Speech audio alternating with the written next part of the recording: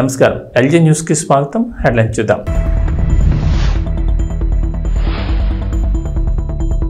చంద్రబాబుతో తెలంగాణ స్పీకర్ ప్రసాద్ భేటీ, మర్యాదపూర్వకంగానే అంటూ photo tweet.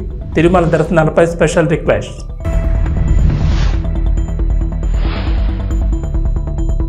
CM Revanth America పర్యటన విజయవంతం. 19 కంపెనీలతో సంప్రదింపులు, ఒప్పందాలు. రాష్ట్రంలో 31,532 కోట్ల పెట్టుబడులు.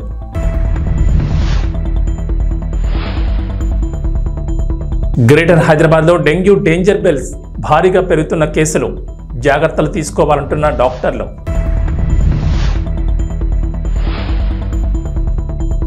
ఏపీ ప్రభుత్వం మరో కీలక నిర్ణయం. సచివాలయాల పేరు మార్పుకు నిర్ణయం అక్టోబర్ 2 నుంచి అమలు. ఆంధ్రప్రదేశ్ ముఖ్యమంత్రి నారా చంద్రబాబు నాయుడిని తెలంగాణ అసెంబ్లీ స్పీకర్ గడ్డం ప్రసాద్ కుమార్ కలిశారు. ఈ మేరకు ఫోటోను ఆయన ట్వీట్ చేశారు. తాను ఏపీ సీఎం చంద్రబాబును హైదరాబాద్లోని నివాసంలో మర్యాదపూర్వకంగా కలిశానని, తిరుమల శ్రీవారి దర్శనాలకు సంబంధించి రిక్వెస్ట్ చేసినట్టు తెలిపారు. తిరుమల తిరుపతి దేవస్థానంలో వసతి దర్శనానికి సంబంధించి తెలంగాణ రాష్ట్ర శాసనసభ్యుల ఉత్తర్వులకు అర్హత కల్పించాలని వినతి అందించినట్టు తెలిపారు. తెలంగాణ రాష్ట్ర ప్రజాప్రతినిధుల రిక్వెస్ట్ లెటర్లను ఆమోదించాలని స్పీకర్ ప్రసాద్ చంద్రబాబును కోరారు. దైవ దర్శనం కోసం తిరుమలకు వెళ్లే తెలంగాణ భక్తుల కోసం ప్రజాప్రతినిధులు అందించే సిఫార్సు లేఖల్ని టీటీడీ ఆమోదించాలని చంద్రబాబును కోరినట్లు ప్రసాద్ తెలిపారు.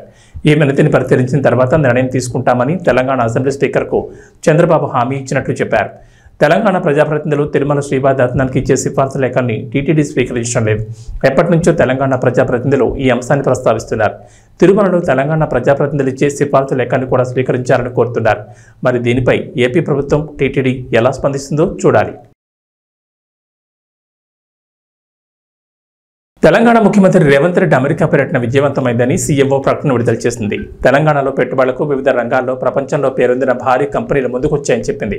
ఈ పర్యటనలో 31,532 కోట్ల రూపాయల పెట్టుబడులను సాధించి తెలంగాణ పెట్టుబడుల గమ్యస్థానంగా అమెరికాలోని పారిశ్రామికవేత్తల దృష్టిని ఆకర్షించిందన్నారు. అమెరికా వేదికగా సీఎం రేవంత్ తెలంగాణను ఫ్యూచర్ స్టేట్గా ప్రకటించడం, హైదరాబాద్ 4.0 సిటీగా అభివృద్ధి చేసేందుకు రాష్ట్ర ప్రభుత్వం ఎంచుకున్న వివిధ ప్రాజెక్టులకు భారీ స్పందన లభించింది. ఈ పర్యటనలో దాదాపు 19 కంపెనీలు రాష్ట్ర ప్రభుత్వంతో కలిసి పనిచేసేందుకు అవగాహన ఒప్పందాలు చేసుకున్నాయి. దీంతో రాష్ట్రంలో 30,750 కొత్త ఉద్యోగాలు లభించనున్నాయి. సీఎం రేవంత్ సారథ్యంలోని రాష్ట్ర ప్రతినిధి బృందం అమెరికాలో దాదాపు 50కి పైగా బిజినెస్ మీటింగ్, 3 రౌండ్ మీటింగ్లో పాల్గొంది. ప్రధానంగా ఆర్టిఫిషియల్ ఇంటెలిజెన్స్, ఫార్మా మరియు లైఫ్ సైన్సెస్, ఎలక్ట్రానిక్ వాహనాలు, డేటా సెంటర్లు, ఐటీ, ఎలక్ట్రానిక్ రంగాల్లో ప్రభుత్వంతో భాగస్వామ్యం పంచుకునేందుకు కంపెనీలు అమితమైన ఆసక్తిని ప్రదర్శించాయి. ప్రస్తుతం వర్షాకాలం కావడంతో సీజనల్ వ్యాధులు ప్రబలుతున్నాయి. దానికి తోడు డెంగీ జ్వరాలు ఎక్కువగా నమోదవుతున్నాయి. ముఖ్యంగా గ్రేటర్ హైదరాబాద్ పరిధిలో డెంగీ డేంజర్ బెల్స్ మోగుతున్నాయి. డెంగీ కేసులు విపరీతంగా పెరుగుతున్నాయి. డెంగీ జ్వరాల కారణంగా చాలా మందిలో ఒక్కసారిగా ప్లేట్లెట్లు పడిపోతున్నాయి. దీంతో ఎమర్జెన్సీ ట్రీట్మెంట్ కోసం హాస్పిటల్స్లో చేరుతున్నారు. గ్రేటర్ హైదరాబాద్ వ్యాప్తంగా ఈ ఏడాదిలో ఇప్పటికే 600కు పైగా డెంగీ కేసులు నమోదైనట్లు అధికారులు చెబుతున్నారు. ఇక ప్రైవేట్ హాస్పిటల్స్లోనూ పలువురు డెంగీ జ్వరాలతో జాయిన్ అవుతుండగా వారి వివరాల నమోదులో తేడాలుంటున్నాయి. ఈ లెక్కన గ్రేటర్ పరిధిలో 1000కి పైగానే డెంగీ కేసులు ఉంటాయని అధికారులు భావిస్తున్నారు. డెంగీ బారిన పడి ఇప్పటికే పలువురు ప్రాణాలు కోల్పోయారు. తెల్ల రక్త కణాల కౌంట్ తగ్గిపోయి ప్రాణాలు కోల్పోతున్నారు. సికింద్రాబాద్లోని ఓ ప్రైవేట్ హాస్పిటల్లో జ్వరాలతో చేరిన ప్రతి 10 మందిలో 3 నుంచి 4 మంది రోగులు డెంగీ బాధితులు ఉంటున్నారు. వారిలో చాలా మందిలో కాలేయ, కిడ్నీలపై ప్రభావం పడినట్లు డాక్టర్లు చెబుతున్నారు. డెంగీతో పాటు గున్యా బాధితులు పెరుగుతున్నారని అంటున్నారు. టైగర్ దోమల కారణంగా డెంగీ జ్వరాలు విజృంభిస్తున్నాయని, అప్రమత్తంగా ఉండాలని డాక్టర్లు సూచిస్తున్నారు.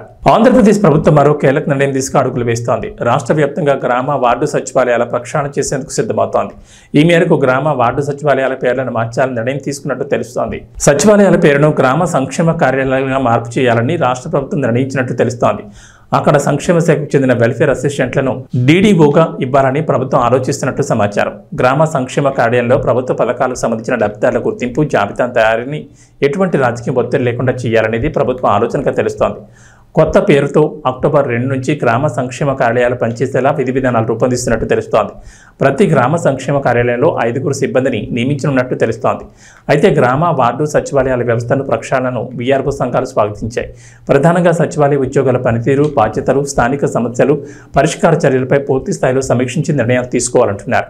సచివాలయాల ఏర్పాటులో తీసుకున్న అసంబంధ నిర్ణయాలతో ఉద్యోగులకు పదోన్నతులు లేకుండా పోయిందన్నారు. విజయవాడ ఇంద్రకీలాద్రిపై కొలువైన దుర్గమ్మ భక్తులకు శుభవార్త చెప్పింది. ఈ నెల 23న సామూహిక వరలక్ష్మి వ్రతాన్ని నిర్వహించబోతున్నట్టు ఆలయ ఈవో రామారావు తెలిపారు. ఆ రోజు ఉదయం 7 గంటల నుంచి 9 గంటల వరకు ఆర్జిత సేవా టికెట్ 1500తో కొన్న వారికి వ్రతం నిర్వహిస్తారన్నారు. ఉదయం 10 నుంచి 11 గంటల 30 నిమిషాల వరకు తెల్ల రేషన్ కార్డు కలిగి ముందుగా దరఖాస్తు చేసుకున్న వారికి ఉచిత వరలక్ష్మి వ్రతాన్ని దేవస్థాన ఆధ్వర్యంలో నిర్వహిస్తామన్నారు. ఈ సామూహిక వరలక్ష్మి వ్రతానికి బ్యాచ్కు 500 మందికి మాత్రమే అనుమతి ఉందని, ఈ నెల 17 నుంచి 21 వరకు ఉచిత సామూహిక వరలక్ష్మి వ్రతంలో పాల్గొనే మహిళల నుంచి దరఖాస్తులు స్వీకరిస్తామన్నారు. వరలక్ష్మి వ్రతం అనంతరం వారికి 300 రూపాయల దర్శనం క్యూ లైన్లో దుర్గమ్మ దర్శనానికి అనుమతిస్తున్నట్టు తెలిపారు. శ్రావణ మాసం 2వ శుక్రవారాన్ని పురస్కరించుకుని దుర్గమ్మను ఈ నెల 16న వరలక్ష్మీదేవిగా అలంకరిస్తారు. భక్తుల దర్శనానికి ఎటువంటి ఇబ్బందులు లేకుండా పటిష్టమైన ఏర్పాట్లు చేపడుతున్నట్లు ఆలయ ఈవో రామారావు తెలిపారు. అంతేకాదు ఈ నెల 17 నుంచి 20 వరకు ఇంద్రకీలాద్రిపై పవిత్ర ఉత్సవాలు నిర్వహిస్తున్నారు. అమ్మవారికి 17 సాయంత్రం 4 గంటలకు ఉదక శాంతి, 18 ఉదయం 3 గంటలకు సుప్రభాత సేవ, స్వప్నాభిషేకం నిర్వహిస్తారు. అలాగే ఉదయం 9 గంటలకు భక్తులకు సర్వదర్శనం అనుమతిస్తారు. ఈ నెల 19న మండపారాధన, మూలమంత్ర హావనాలు, వేద పారాయణాలు, హారతి, మంత్రపుష్పం నిర్వహిస్తారు. 20న ఉదయం 10:30 గంటలకు పూర్ణాహుతి, కలశోద్వాసనతో పవిత్రోత్సవాలు ముగుస్తాయి. ఆంధ్రప్రదేశ్లో రైతులకు ప్రభుత్వం శుభవార్త చెప్పింది. ఎన్నో రోజుల ఎదురుచూపులకు ఫుల్ స్టాప్ పడింది. గత రబీలో ధాన్యం విక్రయించిన రైతులకు మొత్తం 674.47 కోట్ల బకాయిలను ఇవాళ పౌర సరఫరాల శాఖ మంత్రి నాదెండ్ల మనోహర్ విడుదల చేస్తారు. గత వైఎస్ఆర్సీపీ ప్రభుత్వం మొత్తం 84,724 మంది రైతులకు 1,674.47 కోట్ల బకాయిలు చెల్లించలేదు. ఏపీలో అధికారంలోకి వచ్చిన కూటమి ప్రభుత్వం రైతుల ఇబ్బందులు గమనించి గత నెలలో 49,350 మందికి 1000 కోట్లు విడుదల చేసిన సంగతి తెలిసిందే. రాష్ట్రంలో మిగిలిన 35,374 మందికి 674.47 కోట్ల బకాయిలను తాజాగా విడుదల చేస్తున్నారు. అమలాపురంలో నిర్వహించే కార్యక్రమంలో మంత్రి మనోహర్ పాల్గొని రైతులకు చెక్కులు పంపిణీ చేస్తారు.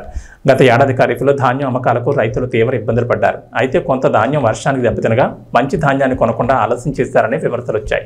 టీడీపీ కూటమి ప్రభుత్వం అధికారంలోకి వచ్చేసరికి ఒక ఉమ్మడి తూర్పుగోదావరి జిల్లాలోని సుమారు 200 కోట్ల బకాయిలున్నాయి. దీంతో రైతులు ముఖ్యమంత్రి చంద్రబాబు, డిప్యూటీ సీఎం పవన్ కళ్యాణ్ దృష్టికి తమ సమస్యను తీసుకెళ్లారు.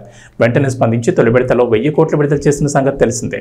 గౌరవ పార్లమెంట్ సభ్యులు మహేష్ కుమార్ యాదవ్ గారికి, స్థానిక శాసనసభ్యులు బరేడ్ రాధాకృష్ణ గారికి, అదేవిధంగా గౌరవ శాసనసభ్యులు చింతమనేని ప్రభాకర్ గారికి, రోషన్ కుమార్ గారికి, ధర్మరాజు గారికి, బాలరాజు గారికి, బొలిశెట్టి శ్రీను గారికి, అదేవిధంగా జిల్లా పరిషత్ చైర్పర్సన్ గారు గంటా పద్మశ్రీ గారికి, కలెక్టర్ గారికి, జాయింట్ కలెక్టర్ గారికి, మా అందరితో పాటు ఇక్కడ అనేక మంది అధికారులు, అదేవిధంగా ఈ కార్యక్రమానికి హాజరైన రైతు సోదరులందరికీ మనస్ఫూర్తిగా రాష్ట్ర ప్రభుత్వం తరఫున మీకు ముందుగా నమస్కారాలతో పాటు మిమ్మల్ని నేను కోరేది ప్రభుత్వం తరఫున క్షమించమని కోరుతున్నాను. ఎందుకంటే మీరు పడిన కష్టాలు, పంట పండించడంలో మీరు ఎదుర్కొన్న అనేక సందర్భాల్లో ప్రభుత్వం నుంచి వైఫల్యాలను కూడా మీరు చూసి ఆ ఇబ్బందిని తట్టుకుని తరతరాలుగా మీరు మన జిల్లాకి మంచి పేరు వచ్చేటట్టు మీరు కష్టపడతానే ఉన్నారు. గత ప్రభుత్వం రైతాంగాన్ని సంక్షోభంలో నెట్టేసింది. అంటే ఏ దుస్థితికి తీసుకొచ్చారంటే కష్టపడి పండించుకునే ధాన్యాన్ని అమ్ముకున్నాక చేతికి మాత్రం సొమ్ము చేరలేదు. ప్రభుత్వం పైన ఒక భరోసాతో, ఒక నమ్మకంతో ప్రభుత్వం అనేక నిబంధనల్ని పాటించమని మీకు చెప్పినప్పుడు మీరు ఎక్కడ కూడా దాన్ని పొరపాటు చేయకుండా ప్రభుత్వ నిబంధనల మేరకే మీరు కష్టపడి పండించిన ధాన్యాన్ని తీసుకెళ్ళి కొనుగోలు చేస్తుంటే అక్కడ కూడా అనేక సందర్భాల్లో మీరే చూశారు, మేము చూసాం ఏ విధంగా అక్రమాలు జరిగిపోయినాయి. స్థానికంగా ఏర్పాటు చేసిన ఈ రైతు భరోసా కేంద్రాల వలన ఎంత నష్టం కలిగిందో మన రైతాంగానికి మనందరం చూసాం. గతంలో కూడా అకాల వర్షాల వలన తడిచిపోయిన ధాన్యాన్ని కొనుగోలు చేయమని ఆ రోజున పవన్ కళ్యాణ్ గారు, చంద్రబాబు నాయుడు గారు ఈ ప్రాంతాల్లో పర్యటించినప్పుడు నిజంగానే ఇందాక బొలిశెట్టి శ్రీను గారు చెప్పినట్టు రైతులను ఎంత ఇబ్బంది పెట్టారో మేము కళ్ళారా చూసాం.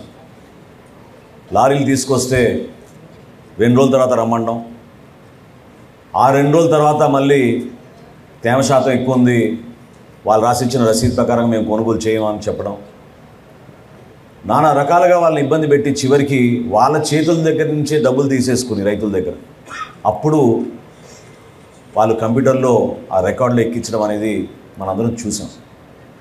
ఈ వాస్తవాల గురించి మీ అందరిలో కూడా ఉన్న ఆవేదనే ప్రభుత్వంలో మేము ఏర్పాటు చేసిన తర్వాత మొట్టమొదటి రోజు అధికారులతో నేను సమీక్షించినప్పుడు నాకే ఒక విధంగా భయం వేసింది. ఎందుకంటే సివిల్ సప్లైస్ కార్పొరేషన్లో ప్రతి ఏటా మేము దాదాపు 20,000 కోట్ల రూపాయలు టర్నోవర్ చేస్తాం. గత 5 సంవత్సరాల్లో ఎంత ఆర్థికంగా నష్టం కలిగించారంటే ఈ కార్పొరేషన్కి 40,550 కోట్ల రూపాయల రుణాలు తీసుకున్నారు సివిల్ సప్లైస్ కార్పొరేషన్ నుంచి. ఏ విధంగా మనం రైతుల్ని ఆదుకోగలుగుతాం మాకు అర్థం కాలేదు. ఆ సందర్భంగా మా అధికారులు 1,674 కోట్ల రూపాయలు బకాయిలు ఉన్నాయి రైతులకి ఇంకా ఇవ్వాల్సిందంటే నిజంగా ఆ అవకాశం ఎట్లా కలుగుతుందా అని ఎదురు చూసాం. కానీ ధైర్యంగా మేము ఇంటర్నల్గా మేము మాట్లాడుకున్నాం, టార్గెట్ పెట్టుకున్నాం. నెల రోజుల్లోపే మనం ఎట్టి పరిస్థితుల్లో సరే ఎంత కష్టమైనా సరే మన రైతాంగానికి మనం ఈ నిధులు అందించేటట్టు మనం కష్టపడదాం అని చెప్పి అధికారులందరూ కూడా ఆ రోజు కూర్చున్నప్పుడు తదనంతరం పాండ్యన్ గారిని ఢిల్లీ పంపించి అక్కడ నాబార్డు అధికారులతోటి ఎన్సిడిసి అధికారులతోటి మాట్లాడి ఏదో విధంగా మనం రుణాలు తీసుకొద్దామని ఒక ప్రయత్నం చేశాం. రాబోయే రోజుల్లో ఈ రైతు సహాయ కేంద్రాల ద్వారా దయచేసి మీరందరూ కూడా నమోదు చేసుకోండి.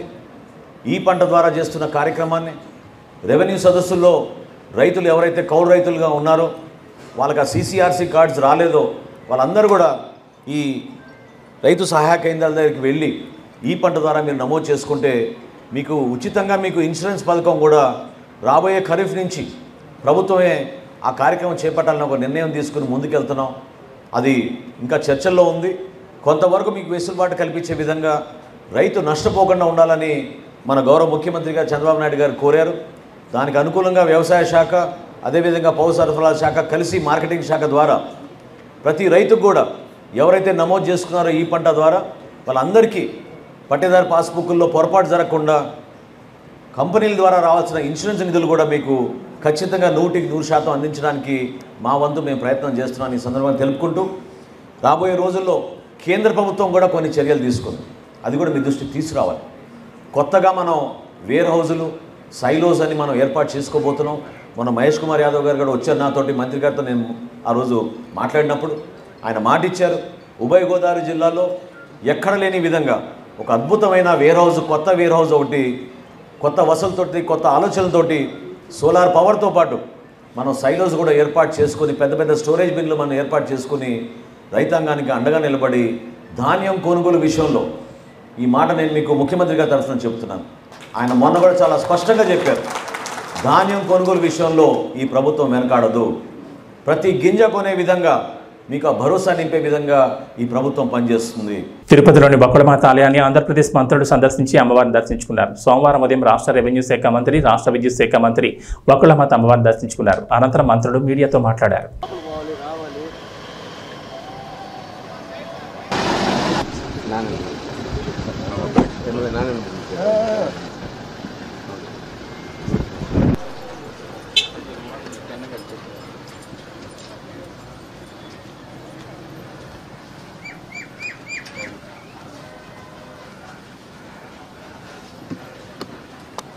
బాబు కింద ఉండాలి, స్టెప్స్కి దాట ముందుగా రండి.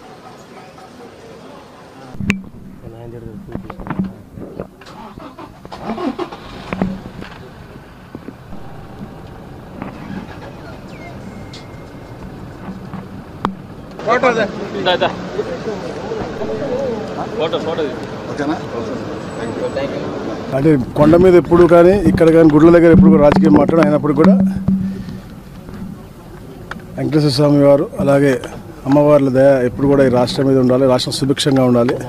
అందుకని అందరూ కూడా ఈ రాష్ట్రం అయితే వెనకబడిపోయిందో దాన్ని మళ్ళీ అతి వేగంగా పునర్నిర్మాణం చేసుకోవాలని చెప్పేసి లక్ష్యంతో చంద్రబాబు నాయుడు గారిని మళ్ళీ ముఖ్యమంత్రి చేశారు. తప్పకుండా ఒక కార్యాచరణతో ఈ ప్రభుత్వం ముందుకు పోతూ ఉంది. ఈ ప్రాంతంలో ఉన్న ప్రతి తెలుగువారు, ప్రపంచంలో ఉన్న ప్రతి తెలుగువారు సుఖంగా ఉండాలని లక్ష్యంతో ఆయన ఎప్పుడు కూడా పనిచేశాడు.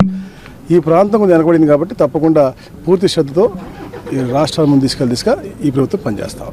అందుకనే చరిత్రలో ఎప్పుడు చేయని విధంగా ఈ యొక్క రెవెన్యూ సదస్సులు పెట్టుకున్నాం. వాటిపైన చాలామంది ఫోన్ కూడా చేస్తాం, బయటపడి మేము కంప్లైంట్ ఇవ్వలేమని చెప్పేసి దానికి కూడా ఒక ఆర్టీజీఎస్లో గతంలో ఉన్నటువంటి ప్రభుత్వం పూర్తిగా నిర్వీర్యం చేసింది. ఒక రియల్ టైం గవర్నెన్స్ లేదు, అలాగే కాల్ సెంటర్స్ కూడా లేవు. దాని కొరకు ప్రత్యేకమైనటువంటి కాల్ సెంటర్లు, అలాగే చెప్పిన వాళ్ళందరూ కూడా విషయాలను కూడా గోప్యంగా పెట్టి విచారించే విధంగా కూడా ఒక కొత్త కార్యాచరణ చేయబోతా ఉన్నాం. బంగ్లాదేశ్లో హిందువులపై జరుగుతున్న దాడులను నిరసిస్తూ మంచిర్యాల జిల్లా దండేపల్లి మండల కేంద్రంలోని హనుమాన్ ఆలయం నుంచి ఛత్రపతి శివాజీ విగ్రహం వరకు హిందూ సంఘాల ఆధ్వర్యంలో కొవ్వొత్తులతో నిరసన ర్యాలీ చేపట్టారు. ఈ సందర్భంగా వారు మాట్లాడుతూ హిందువులపై జరుగుతున్న అఘాయిత్యాలను వెంటనే అరికట్టాలని డిమాండ్ చేశారు. మహిళలు, చిన్నారులను కూడా వదలకుండా హింసిస్తున్నారని పేర్కొన్నారు. బంగ్లా హిందువులకు రక్షణగా కేంద్ర ప్రభుత్వం అండగా నిలవాలని, ఆ దిశగా చర్యలు చేపట్టాలని కోరారు. సందర్భంలో బంగ్లాదేశ్ అనేది మన భారతదేశం నుండి విడిపోయిన ఒక ముక్క. అక్కడ మైనారిటీలుగా మన హిందువులు ఉన్నారు. హిందువుల్ని ఏ రకంగా వేధిస్తున్నారు అనేది మనం ఇవాళ సోషల్ మీడియాలో మనం చూసుకున్న సందర్భంలో మన ప్రభుత్వం, మన భారతదేశ ప్రభుత్వం ఎప్పుడైతే షేక్ హసీనాకు అక్కడ ప్రధానిని అక్కడి నుంచి వాళ్ళు ఎల్లగొట్టిన సందర్భంలో మనం ఆశ్రయం కల్పించి ఇక్కడ ఎంచుకుంటున్నాం. ఇప్పుడు మన మిత్రుడు శ్రీనివాస్ సీనియర్ లీడర్ తను చెప్పిన సందర్భంగా ఒకటి ఏమన్నాడు అంటే, మన భారత ప్రధాని కూడా చొరవ చూపాలి. అక్కడ ప్రధానమంత్రికి ఆశ్రయం ఇచ్చిన మన భారత ప్రధాని అక్కడ ఉన్న హిందువులందరూ కూడా భరోసా కల్పించాలి, ఖచ్చితంగా కల్పించాలి. పార్టీలకు సంబంధం లేకుండా, irrespective of all parties, A party అయిన సందర్భం లేదు, ఏ పార్టీతో సంబంధం లేకుండా బంగ్లాదేశ్లో ఉన్న హిందువులందరికీ కూడా అక్కడ భద్రత కల్పించి, అక్కడ భద్రత లేని పక్షంలో వాళ్ళందరినీ మన ఇండియాకి తీసుకొచ్చి ఇక్కడ మనం కల్పించుకోవాల్సిన బాధ్యత, మన యొక్క బరువు, మన బాధ్యత అవసరం ఉన్నది. ఎందుకంటే మన హిందూ అనేది హిందువుల రాజ్యం. అక్కడ మన హిందువులకు అక్కడ దెబ్బతీసిన సందర్భంలో ఎవరిని కూడా ఉపేక్షించిన పరిస్థితి లేదు. అవసరమైతే మిలిటరీని దించి, తను చెప్పినట్టు మిలిటరీని దించినా సరే మన హిందువుల్ని కాపాడుకోవాల్సిన బాధ్యత ఇప్పుడున్న మన భారత ప్రభుత్వం మీద ఎంతైనా ఉంది. మనం ఆ ప్రధానికి ఆశ్రయం ఇచ్చినాం. మన ప్రదేశంలో జరుగుతున్న హిందువులపై అగత్యాలు, మానభంగాలు ప్రత్యక్షంగా ఈడు హిందువా కాదు అని చెప్పి తన మర్మాలు ఏదైతే పురుషాంగం చూసి ఆడవాళ్లను, మగవాళ్లను ఎట్లయితే మానభంగం చేస్తుందో ప్రపంచం మొత్తం ఒక సిగ్గుతో తల వంచుకునే మానవుడే సిగ్గుతో తల వంచుకునేలా వేరైతే మైనార్టీలు, ముఖ్యంగా ముస్లిం అనే చెప్పుకునే, ఖురాన్ నమ్ముకునే ఏదైతే ముస్లింలు ఉన్నారో ఆ ప్రపంచ దేశాలు చిన్నగా ఏదైతే ఉత్తరాది రాష్ట్రాలల్లో ఏదైతే చిన్నగా ఎక్కడన్నా మైనార్టీకి ఏదన్నా అయితే కొవ్వొత్తి ర్యాలీలు తీసే కొంతమంది కువాన లౌకికవాదు దొంగలు, కుక్కలు ఇవాళ ఎక్కడ కనబడతలేరు. దయచేసి వారు ఇవాళ ఒక మైనార్టీలు అని చెప్పుకునే కొన్ని దేశాలు ఇవాళ ఇట్లాంటి ఏమైనా చర్యగా మర్మాయం చూసి ఏదైతే హిందువులను అన్యాయంగా చంపేస్తున్నారో దాన్ని దండేపల్లి మండలు మంచిర్యాల జిల్లాలో తీవ్రంగా ప్రతిఘటిస్తాం. హిందువులను ఐక్యత చేస్తాం. భారత ప్రభుత్వాన్ని అవసరం అనుకుంటే ఇవ్వాలనే మాకు తెలిసింది. భారత ప్రభుత్వం ఇలాగనే ముందుకు పోతే మిలిటరీ చర్య తీసుకోవాలని చెప్పి భారత ప్రధాని ఇవాళ చేయడం జరిగింది. ఇస్కాన్ టెంపుల్ దగ్గర బంగ్లాదేశ్ కు సంబంధించి మిలిటరీ దించడం జరిగింది. ఇక ముందు కూడా మేము కూడా మన గౌరవ ప్రధానమంత్రి గారికి విజ్ఞప్తి చేస్తున్నాం. హిందువులు మొత్తం చచ్చిపోయిన తర్వాత మీరు చర్య తీసుకున్నాడు కాదు, బతికుండగానే వాళ్ళ స్వాతంత్రం ఇప్పించింది మనం. ఆ రకంగానే ఒకవేళ వాళ్ళు వినకుంటే వాళ్ళని అంతం చేసేది కూడా మనమే కావాలని చెప్పి ఈ గడ్డ మీద ఉండి హిందువులుగా ప్రతిజ్ఞ చేస్తున్నాం. రామ్ పోతినేనితో పూరి జగన్నాథ్ తీసిన డబుల్ స్మార్ట్ సినిమాపై భారీ అంచనాలున్నాయి. ఆగస్టు 15 రిలీజ్ కాబోతున్న ఈ సినిమా ప్రీ రిలీజ్ ఈవెంట్ నిన్న రాత్రి జరిగింది. దీనికి మూవీ టీంతో పాటు ఫ్యాన్స్ కూడా గట్టిగానే వచ్చారు. ఇక ఈ ఈవెంట్లో మాట్లాడుతూ పూరి జగన్నాథ్ ఓ విషయం గురించి పంచుకున్నారు. తాను హిట్ సినిమాలు తీసినప్పుడు చాలా మంది ఫోన్ చేసి మెచ్చుకుంటారని, కానీ ఫ్లాప్ తీసినప్పుడు ఓ వ్యక్తి తనకి ఫోన్ చేసి మాట్లాడింది ఎప్పటికీ మర్చిపోలేనంటూ పూరి అన్నారు. నాకు ఈ మధ్య వచ్చిన ఓ ఫోన్ కాల్ గురించి మీ అందరికీ చెప్పారు. హిట్ సినిమా తీసినప్పుడు చాలామంది నాకు ఫోన్లు చేస్తారు, మెచ్చుకుంటారు. కానీ నేను ఇటీవల తీసిన ఫ్లాప్ చిత్రం తర్వాత ఒక వారానికి విజయేంద్ర ప్రసాద్ నాకు ఫోన్ చేశారు. సాధారణంగా ఆయన ఎప్పుడూ నాకు ఫోన్ చేయరు. అందుకే చూసిన వెంటనే ఏంటి ఇన్ ఫోన్ చేస్తున్నారు అనుకున్నా. లిఫ్ట్ చేస్తే నాకు చిన్న సాయం చేస్తారా అంటూ అడిగారు. రాజమౌళి తండ్రికి నేను ఏం సాయం చేయగలను అని మనసులో అనుకున్నాను. మీరు తర్వాత సినిమా చేసే ముందు నాకు ఒకసారి కథ చెప్తారా? మీలాంటి దర్శకులు ఫెయిల్ కావడం నేను చూడలేను. చిన్న చిన్న తప్పులు చేస్తూ ఉంటారు, తీసే ముందు చెప్పండి అని ఆయన అన్నారు. ఆ మాటలు ఇప్పటికీ నాకు గుర్తున్నాయి. నాపై ఆయనకున్న ప్రేమ, అభిమానంతో ఆయన అలా కాల్ చేశారు. ఆయనతో మాట్లాడాక చాలా ఎమోషనల్గా ఫీల్ అయ్యా. ఇది మనకు తెలిసిన పనే కదా అని ఒళ్ళు దగ్గర పెట్టుకుని సినిమా తీసి ఆ తర్వాత ఆయన కలుద్దామని కథ చెప్పలేదు. నాకు మా టీంకి ఓ విజయం అవసరం, అందుకే ఎంతో జాగ్రత్తగా ఈ సినిమా తీసామంటూ పూరి చెప్పారు. టుడే నేను మీకు నాకు వచ్చిన ఒక ఫోన్ కాల్ గురించి మిమ్మల్ని షేర్ చేసుకోవాలని మీతో. ఇప్పుడు హిట్ సినిమా తీసినప్పుడు చాలామంది ఫోన్ చేస్తారు, అప్రిషియేట్ చేస్తారు. ఫ్లాప్ సినిమా తీసినప్పుడు నాకు ఒక ఫోన్ కాల్ వచ్చింది. పోయిన సినిమా ఫ్లాప్ అయింది. ఆ ఫ్లాప్ అయిన 1 వీక్కి ఒక ఆయన ఫోన్ చేశారు నాకు. ఆయన విజయేంద్ర ప్రసాద్ గారు ఫోన్ చేసి, ఆయన ఎప్పుడు నాకు చేయరు, సడన్గా ఈయన ఫోన్ వస్తుందంటే నేను ఎత్తితే ఆయన, సార్ నాకు చిన్న హెల్ప్ చేస్తారా అని అడిగాను. ఆడ కొడుకే రాజమౌళి పెద్ద డైరెక్టర్, నేను ఈయనకి ఏం హెల్ప్ చేయాలరా బాబు అనుకున్నా. చెప్పండి సార్ అన్న, మీరు నెక్స్ట్ సినిమా ఎప్పుడు చేస్తున్నారన్నాడు. సార్ ఇంకా అనుకోలేదు. సరే నువ్వు ఎప్పుడు చేసినా చేసే ముందు నాకు ఆ కథ చెప్తారా అన్నాడు ఆయన. ఆయన ఎందుకన్నారంటే, ఎందుకన్నారో నాకు అర్థమైంది, నేను వింటున్నా. ఆయన మాట చెప్పారు, మీలాంటి డైరెక్టర్లు ఫెయిల్ అవ్వడం నేను చూడలేను. ఆ చిన్న చిన్న తప్పులు ఏం చేస్తుంటారో తీసే ముందు నాకు ఒకసారి చెప్పండి సార్ అని. ఆ ఒక్క ఫోన్ కాల్ నాకు చాలా ఎమోషనల్ అయిపోయాను నేను. అంటే నాకు ఆయన మీద, నా మీద ఆయనకున్న ప్రేమ అభిమానంతో ఆయన ఫోన్ చేసిన ఫోన్ ఇది. ఆ తర్వాత ఈ కథ ఆయనకి చెప్పరా, మనకు తెలిసిన పనే కొద్దిగా ఒళ్ళు దగ్గర పెట్టుకుని తీసి ఆయన కలుద్దామని చెప్పలేదు. I love you sir.